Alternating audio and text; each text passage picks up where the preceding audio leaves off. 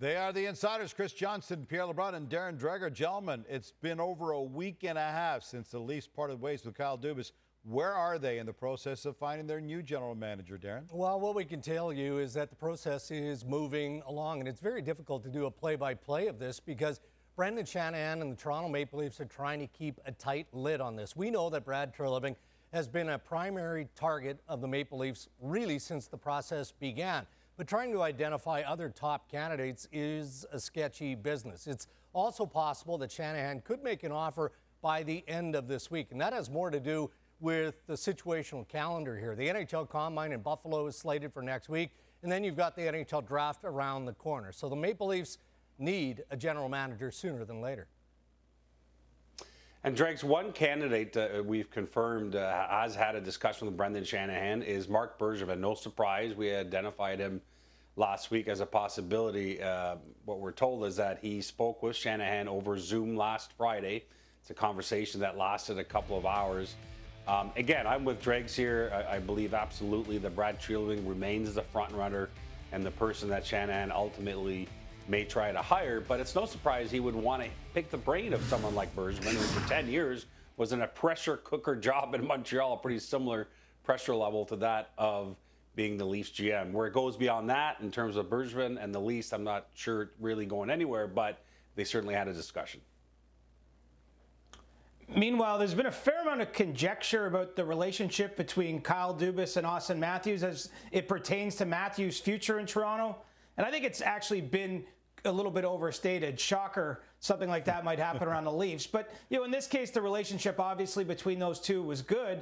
But what I can tell you is that since Dubas was let go earlier this month, the lines of communication have remained open between the Leafs and his camp. Obviously not really making any progress at this point in time. We're having firm discussions about a contract he can sign on July 1st. But I don't think introducing a new general manager at this point in time is going to derail that. Matthews has wanted to be in Toronto. He's been consistent about that. That's what the organization feels. And I think once they have that new general manager in place, those conversations will pick up rather quickly. It's been a week since Craig Conroy took over the GM role in Calgary. Is he any closer to finding a new man to run his bench, Dregs? Well, they're in it this week, no doubt about that. On Monday, they moved into full gear, and what that means is internal discussions among the management group and the process of beginning Zoom calls with some of the candidates and also seeking permission for those who are under contract. We talked about this last week. I look at Gerard Gallant, an experienced NHL coach, recently let go by the New York Rangers as being a top qualified candidate. I look at Travis Green. If he's not scooped up by another team that's in the market for a head coach, he'll be a top candidate. The internal guys include Kirk Muller, Mitch Love, Ryan Huska, all strong candidates. And here's one from kind of left field, the Ontario Hockey League and Windsor Spitfires, Mark Savard, who's believed to be getting some consideration as well. In the meantime, the Washington Capitals announced the hiring of Spencer Carberry on Tuesday. Not surprising. He's someone that had been their AHL head coach a couple of years ago, and he was seen as the front runner. But the Leafs assistant coach was certainly in high demand. Spencer Carberry also interviewed with the Rangers, with the Anaheim Ducks, and with the Nashville Predators. The Predators on this day announcing the firing of head coach John Hines. They're expected to announce Andrew Brunette as their new head coach on Wednesday.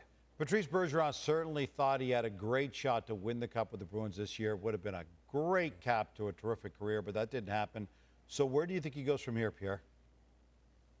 Yeah, I checked into that situation today, Gino. It's still undecided as where that matter is at. Listen, the Bruins are putting zero pressure on their captain. They've got all the time in the world to wait for him to make a decision. Listen, Patrice Bergeron, by the way, and his wife expecting their fourth child next month, so there are more important things in their life than hockey. But at some point, he needs to make a decision. Last year, he didn't sign with the Bruins until August, although he told the team in July that he intended to come back. So that might give you a bit of a timeline. But as someone close to it said to me today, there is no timeline. Everyone is waiting patiently for Patrice Bergeron to decide his future. For sure. Now, as the Panthers and Knights get set to drop the puck on the Cup final this Saturday, the NHL has already made some decisions of what can happen with the Cup this summer, Chris. Yeah, and specifically what can't. It won't be going to Russia or Belarus for a second straight year because of the ongoing conflict in Ukraine. And what that means is that if Sergei Bobrovsky were to finish off his magical run with the Panthers, he couldn't take it to his hometown, at least not this summer. Same with Ivan Barbashev on Vegas' side of things. And actually, it was Barbashev and his former teammate Vladimir Tarasenko with St. Louis who last had the cup in Russia. That was all the way back in August 2019. They are the Insiders, Chris Johnston, Pierre LeBrun, and Darren Dreger.